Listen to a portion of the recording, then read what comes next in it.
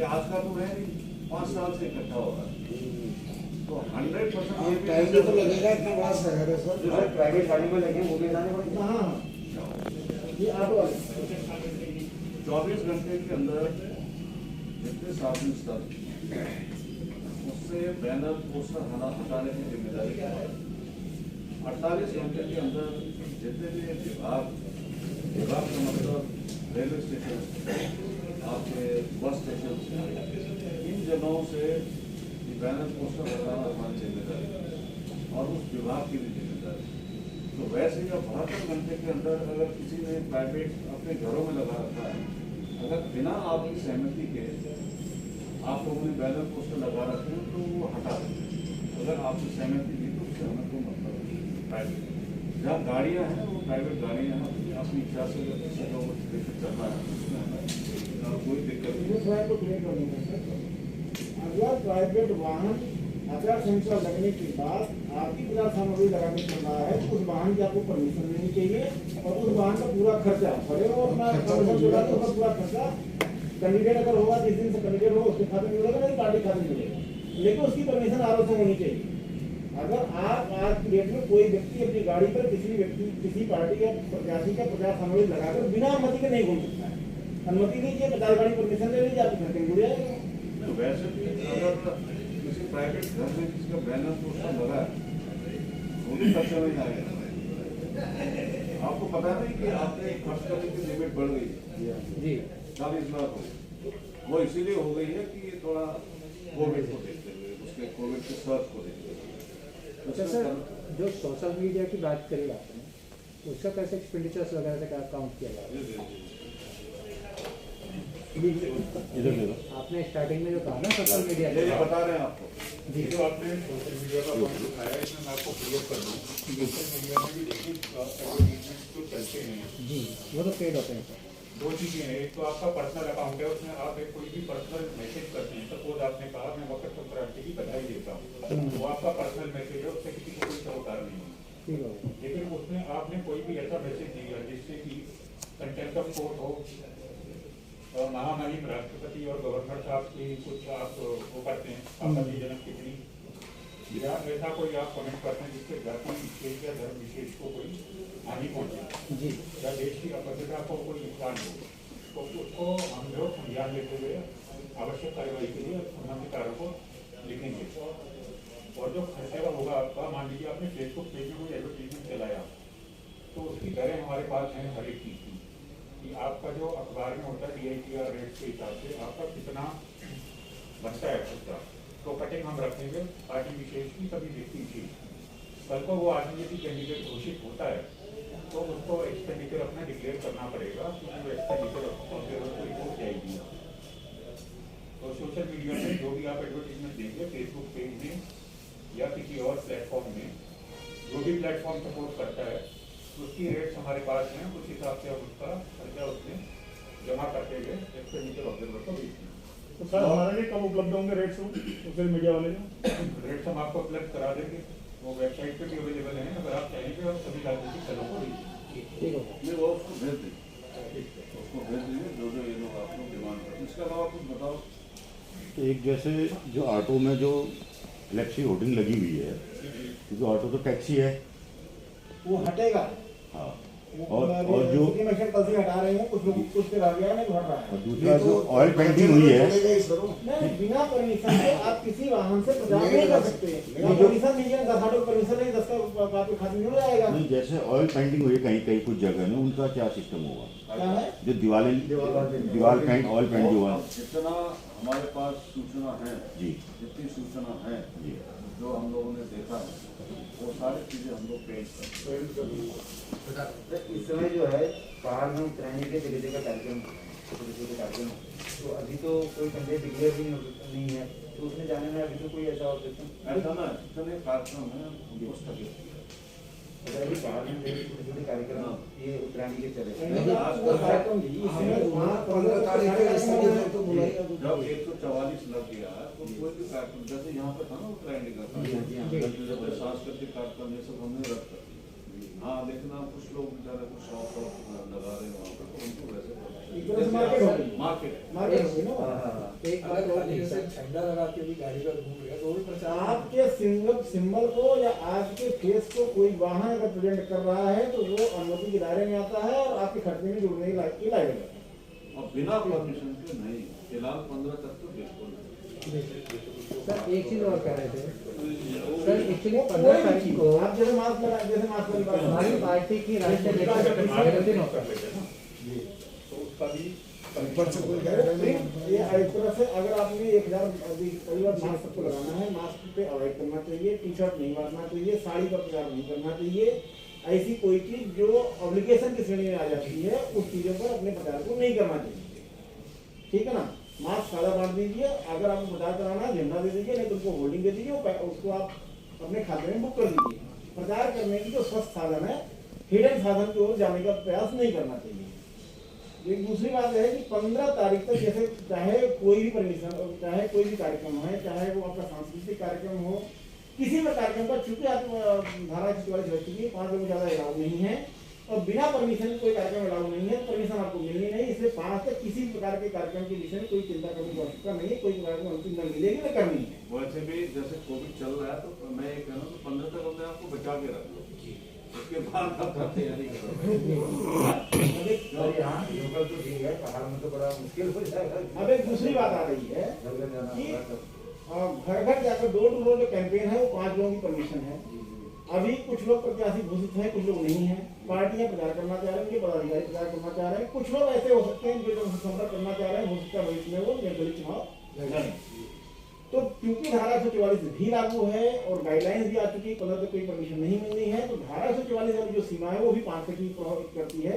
इसलिए आप मास्क लगा करके सोशल डिस्टेंसिंग का पालन करते हुए, सैनिटाइजर का उपयोग करते हुए आप 5 लोग घूम करके किसी से आप अपने पक्ष में समर्थन मांग सकते हैं, लेकिन वो यात्रा के रूप में नहीं होनी चाहिए। उसका कोई परिभाषा, जैसे अभी कल एक नोटिस जारी हुआ है जिसमें कहा गया कि पद यात्रा के रूप में यहाँ पहुंची, वहाँ पहुंची, वहाँ पहुंची, और वो पद यात्रा पहले से चल रही थी, उसको डिस्कंटिन्यू नहीं किया गया, इसलिए वो नोटिस जारी किया गया।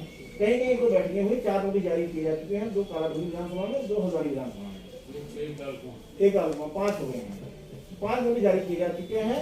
सारे जितने भी सोशल साइट्स हैं वो सारे की मॉनिटरिंग 24 घंटे चल रही है। इसमें मैं ये भी निवेदन करना चाहूंगा, कभी कोई ऐसे समाचार प्रकाशित कर दिए जाते हैं कि फला को मिल रहा है भारी समर्थन और बार बार उसी को भारी समर्थन दिखाया जा रहा है। अगर आप न्यूज पोर्टल हैं तो न्यूज के रूप में छापिए। इनको भी आपने छापा, इन्होंने किया जनसंपर्क, इन्होंने किया जनसंपर्क, इन्होंने किया जनसंपर्क, इन्होंने किया जनसंपर्क, तो एक न्यूज के रूप में हो गया। लेकिन एक ही व्यक्ति को आप अपने एक ही पोर्टल से लगातार भारी समर्थन आप दिखा रहे हैं, इसका मतलब न्यूज नहीं है, पेड न्यूज आपको नोटिस जारी हो सकता है। इसलिए मेरा निवेदन है कि पेड न्यूज एक बहुत बड़ा विषय हमारे लिए, जिसके लिए 24/7 के लिए सीओ साहब की अध्यक्षता में कमेटी बनी है, उसकी कंट्रोल रूम भी बना हुआ है, हर चीज की मॉनिटरिंग हो रही है। कल जो नोटिस जारी किया है उसकी इन्फॉर्मेशन साहब के यहाँ से पकड़ में आई है और वहाँ से यहाँ पर डाइवर्ट हुई और यहाँ नोटिस जारी किया। मेरा सभी से निवेदन है, जो प्रत्याशी हैं, जो पार्टियां हैं, जो हमारे मीडिया के साथी हैं, सबसे निवेदन यही है कि लेवल प्लेइंग फील्ड स्थिति उत्पन्न कराइए, सबको free and fair peaceful election का संपन्न कराने में सहयोग करिए। और आदर्श आचार संहिता को लेकर कहीं किसी के पास कोई कंफ्यूजन की बात आती है, मैं जनपद में नोडल अधिकारी ने नामित किया है, मैं आपको सजेस्ट कर सकता हूं, सारे आरओ आपको सजेस्ट करेंगे, क्योंकि आरओ की जिम्मेदारी है अपने विधानसभा में चुनाव को संपन्न कराने की। अगर वहां समाधान नहीं मिलता तो आप मुझसे ही बात कर सकते हैं। प्रयास ये करें कि कोई भी नया काम करने के पहले कोई अपना इस तरह का कि आप लोग को नोटिस जारी हो जाए, आपको जवाब देना पड़े, उसके पहले आप एक सलाह दे दीजिए। सलाह देने की हम जितने भी परमिशन वगैरह आप लोग को चाहिए तो संबंधित आरओ से आप लोग सर जैसे हमारा 15 तारीख को ना माननीय बहन जी का राष्ट्रीय अभी जन्मदिन आता है, तो उसके लिए परमिशन नहीं मिलता है, नहीं मिलेगी ना सर 5-5 लोगों की भी नहीं होती। 15 तक तो बिल्कुल ही मना। उसमें होगा क्या कि 144 के उल्लंघन के उसमें आपको 188 में केस हम लोग रजिस्टर, मतलब परमिशन ही नहीं अगर मिलेगी। हमें लगता है कि कोविड के रूल्स और रेगुलेशंस का वो है, हाँ, 2-3 तो उसमें आदमी दोनों हैं, ऐसे चीजें तो मिल भी जाती। नहीं मिलती, 15 तक नहीं मिलती, क्योंकि 15 तक तो भारत निर्वाचन आयोग ने मना किया है।